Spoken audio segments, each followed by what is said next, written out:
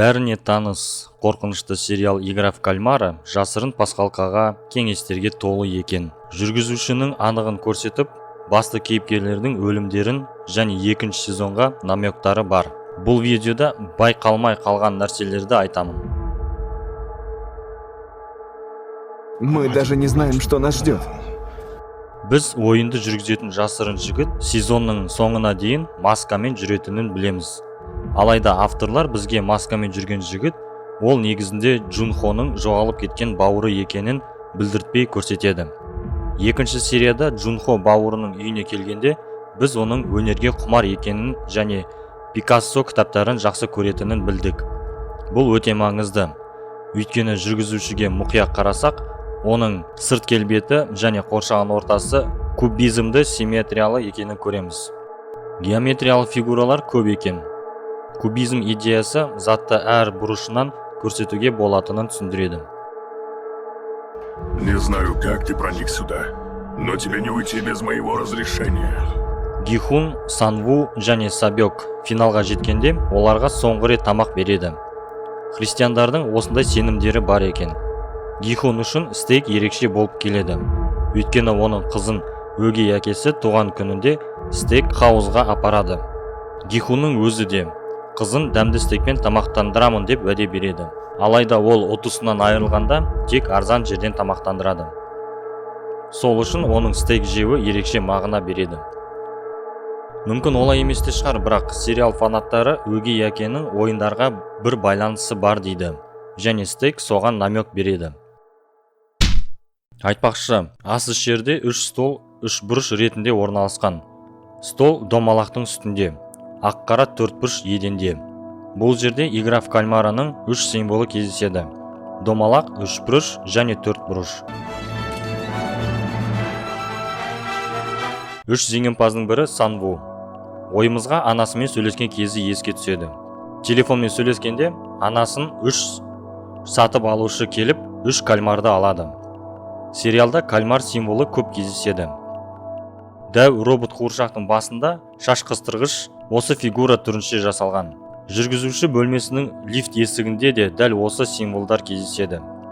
Күзетшілер 3-ке бөлінеді, бетпердеде орналасқан фигураға байланысты. Ал сериал логотипі ашық түсте жасалған, күзетшілер киімдері сияқты.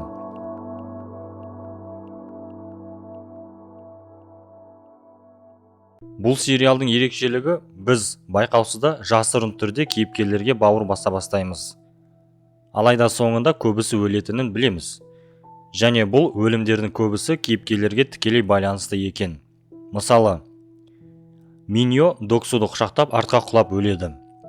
Арқан тарту ойында ол артқа шалқайғанда өзін мықты сезінетінін айтқан.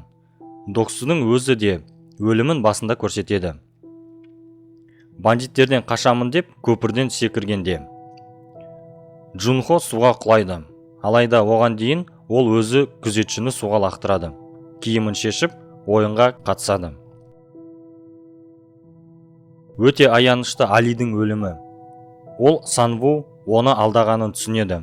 Алайда оға дейін бастығынан ақшаны алып кетеді. Сабек Санвуның қолынан өледі, мойнынан кеседі. Басында дәл осылай Сабек солтүстік Кореядан жанұясын әкелуге көмектесетін жігітпен жасайды.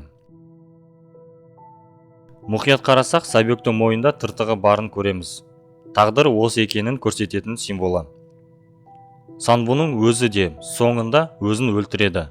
Басында оны полиция іздеп жүргенде өзіне қол жұмсамақ болған. Сериал фанаттары ішінде қызыл-көк қағаздар жайлы теория бар. Соған сенсек, көк қағазды таңдағандар ойыншы болады. Ал кім қызыл қағазды таңдаса, ол күзетші болады дейді. Бұл ойынның шығу тарихы қорқынышты. Ол кореялық қызыл шүперек, көк шүперек деген аңызбен байланысты. Аңыздың өзі қоғамдық дәретханада шығатын жапондық елестен шықты. Ол адамдарды қорқытып, көк және қызыл дәрет қағазын таңдауды ұсынады. Аңыздың түрлері көп, алайда кім қызылды таңдаса, сол қанды өліммен өледі. Ал көкті таңдағандар қылқынып өледі. Ваши 100 000. Қызыл түс, жасыл түс ойындағы үлкен робот бастауыш мектептегі үйрету кітабындағы кейіпкер. 70-80 жылдары оқушыны оқуға үйрететін кейіпкер. Балаларға арналған ойындар үлкендерге жестко етіп көрсетілгені сериалдағы ашық түстер және костюмдермен белгіленеді. Ойынға бала ертегісі ретінде сезім береді, немесе біртүрлі фантастикалық атмосфера.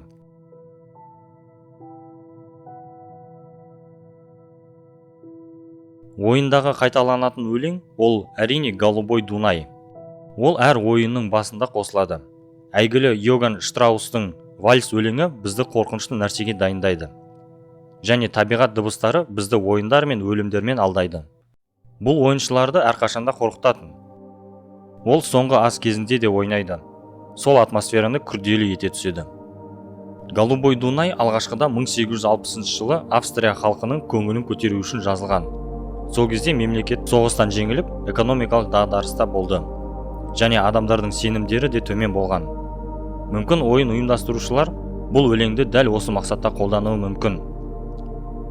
Ойыншыларға көңілді әсер беру үшін және ойынды жалғастыру үшін.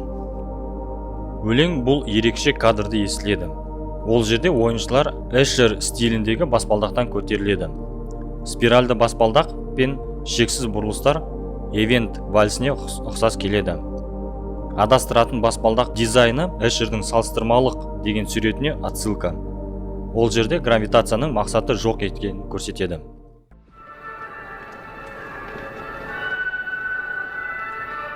Мүмкін бұл игра в кальмараның ащы шындығы, қызыл түс, жасыл түс ойыннан кейін көп ойыншылар бұл жерден кету керектігін айтады. Дәл осы кезде ұйымдастырушылар бас жүлдені айтады. Үлкен сақтағыштағы өте көп ақша. Ол электронды ойын әуенімен ақшаға толады. Осы әуен бірінші серияда ұқсас эпизодта естіледі. Автоматтан Гихун қызына сыйлық ұтпақшы болғанда, туған күніне. Ол сыйлық қара қорапта бантикпен байланған. Ойындағы қара табытқа ұқсас. Аркадамен ойынды біріктіретін тағы бір белгі.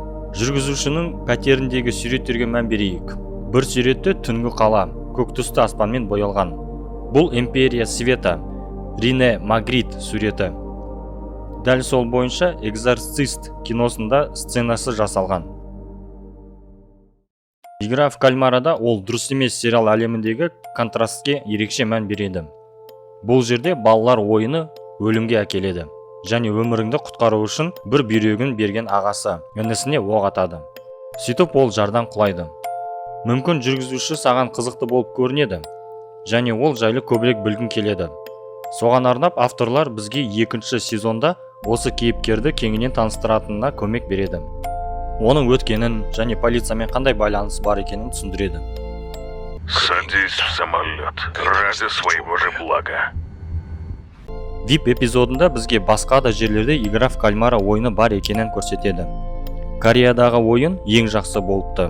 Және бұл ойынды басқаратын құпия топтар кеңінен таралуы мүмкін. Соңғы эпизодта Гихун банк менеджермен кездеседі.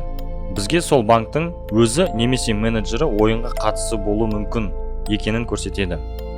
Өйткені менеджер банкте VIP қызметтің бар екенін айтады. Тек бай адамдарға.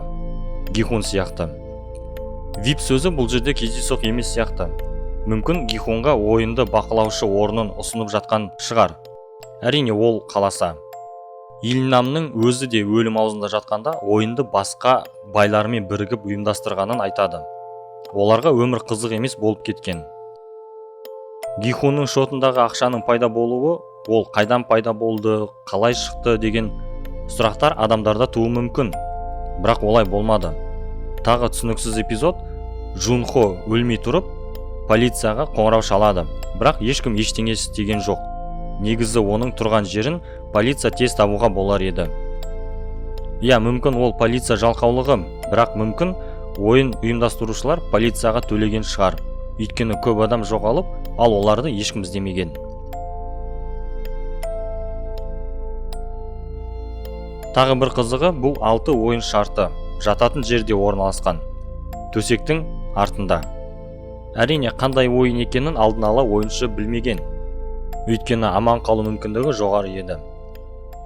Бірақ неғұрлым көп адам өлсе, жүргізуші ойындардың шын, рас екенін айтып, алдап, анығы соңында бірақ белгілі болғанын қалады.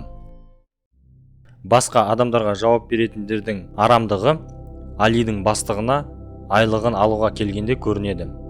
Али бастығыны компьютер ойнап отырғанын көреді.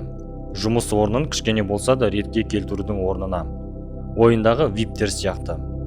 Алидің бастығы өз көңілін ғана ойлайды. Осымен бітті. Арнаға тіркеліп комментарий қалдырыңыздар. Қазақша ютубтамыз.